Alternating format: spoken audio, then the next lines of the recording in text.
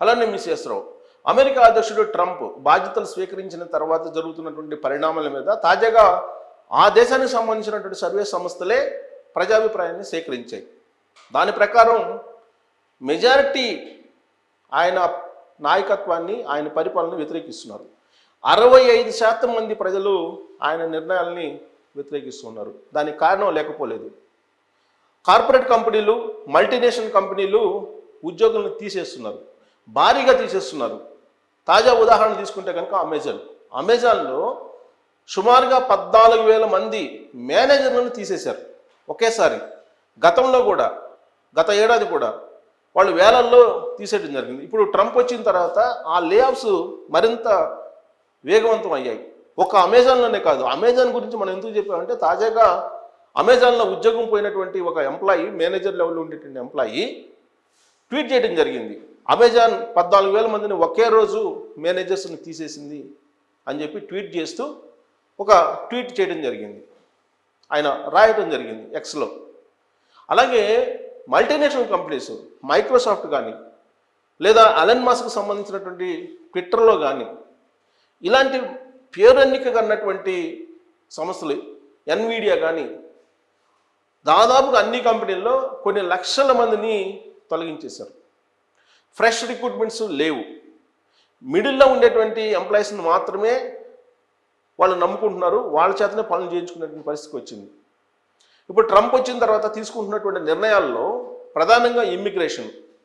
ఆ ఇమ్మిగ్రేషన్ పాలసీని రోజుకు ఒక రకంగా ఆయన మాట్లాడుతున్నారు, రోజుకు ఒక రకంగా అనౌన్స్ చేస్తున్నారు.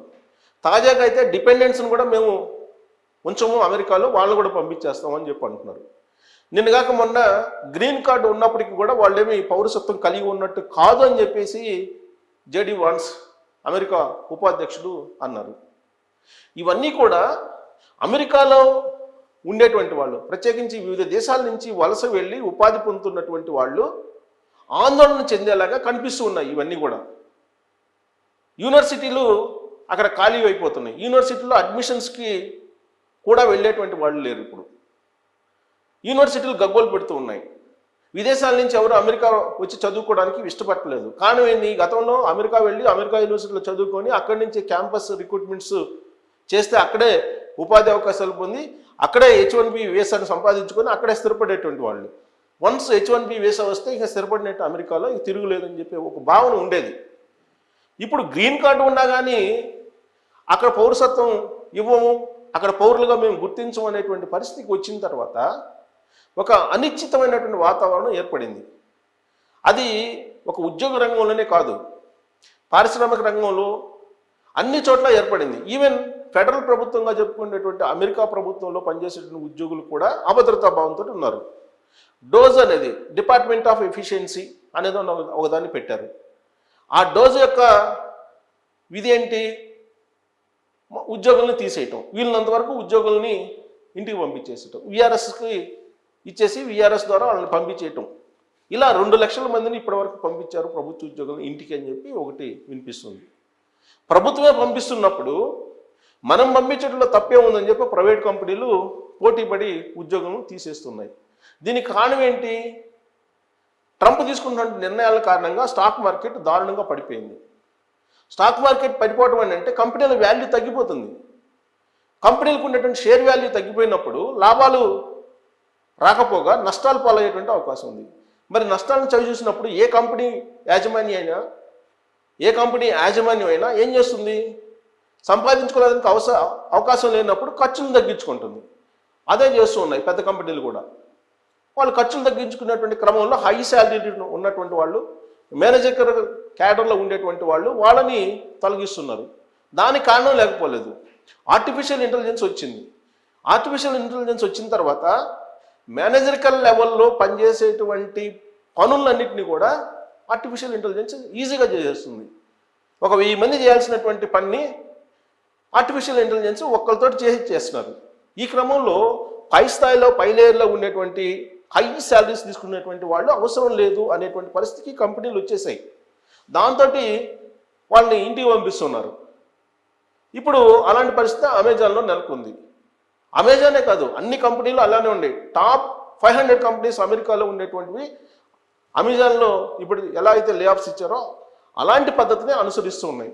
అక్కడ ప్రారంభమైనటువంటి లే ఆఫ్స్ భారతదేశానికి కూడా వచ్చినాయి. భారతదేశంలో కూడా టెక్ మహేంద్ర కానీ, క్యాప్జెమినీ కానీ, ఇన్ఫోసిస్ కానీ, హెచ్సిఎల్ కానీ, లాస్ట్కి టీసీఎస్ కూడా లే ఆఫ్స్ని ఇచ్చేస్తుంది, లే ఆఫ్స్ ప్రకటించేస్తుంది, ఉద్యోగులు తీసేస్తుంది. బట్ ఈ సంవత్సరం అయితే కొంత ఫ్రెషర్స్కి మేము అవకాశం ఇస్తాం అంటున్నారు, కానీ అదొక ఆశాజనకమైన అంశం. బట్ హై శాలరీ ఉండేటువంటి వాళ్ళు మాత్రం టార్గెట్ చేసి, హై శాలరీ ఉండేటువంటి వాళ్ళు ఎంత అభద్రతా భావంతో ఉన్నారంటే, నాకు 2 రోజుల క్రితం మా బంధువే ఒక అతను మేనేజర్ పోస్ట్లో ఉన్నారు ఒక ప్రముఖ కంపెనీలో. ప్రస్తుతానికైతే బాగుంది, రేపు ఎలా ఉంటుందో తెలియనటువంటి పరిస్థితి అని చెప్పి నాకు తన అభిప్రాయాన్ని షేర్ చేసుకున్నాడు. అంటే ఇలాంటి పరిస్థితి మొత్తం ఐటీ రంగంలో ఉంది. దీనికి కారణం ఏంటంటే ట్రంప్ తీసుకున్నటువంటి గుడ్డి నిర్ణయాలు, అనాలోచిత నిర్ణయాలు అని చెప్పేసి మేధావులందరూ కూడా ఇప్పుడు ఆయన పాలనను వ్యతిరేకిస్తున్నారు. దానికి తగిన విధంగానే తాజాగా జరిగినటువంటి సర్వే ఫలితాలు కూడా ఉన్నాయి.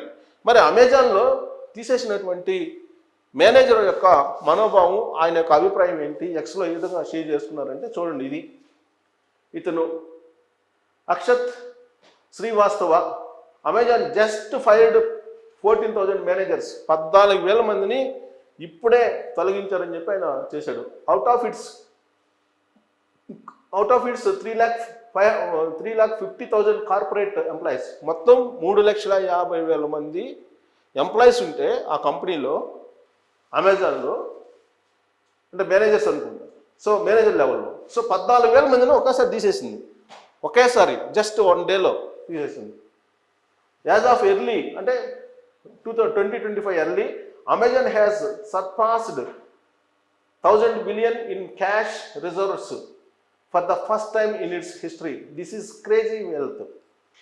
ఆ కంపెనీ ఏమో వెల్దీగానే ఉంది, కానీ ఎంప్లాయీస్ని తీసేస్తుంది. If they invest in bonds with this at 5%, they would make 5 billion in wealth.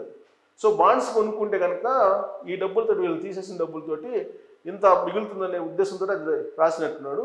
They could potentially pay $3,500 to each fired employees, let them keep their jobs and still maintain that 100 billion cash reserves. So అది హెల్దీగా ఉంది, ఎంప్లాయీస్ని కాపాడుకోగలదు, కానీ తీసేస్తుంది. But they won't do any of that. అంటే దాని potential ఉంది, ఎంప్లాయీస్ని కాపాడుకోవచ్చు, కానీ దానికి ఇష్టపడలేదు ఆ కంపెనీ అంటుంది. In fact they would get tax breaks from the governments across the world. Why? Because we live in a brutal world. Every person has to fend for themselves. At least the US has some social security in return for taxes. So America better అనుకున్నాం, కానీ అక్కడే ఇలా జరుగుతుందండి. In India, if you lose your job with Amazon or the likes, you have no social security. అమెరికాలో అన్నా కొంతవరకు ఉంటుంది, ఇండియాలో అది కూడా ఉండదు అని చెప్తున్నారు వన్స్ జాబ్ పోయిన తర్వాత. If for some reason you can't find a job for 5 years, you could come on road.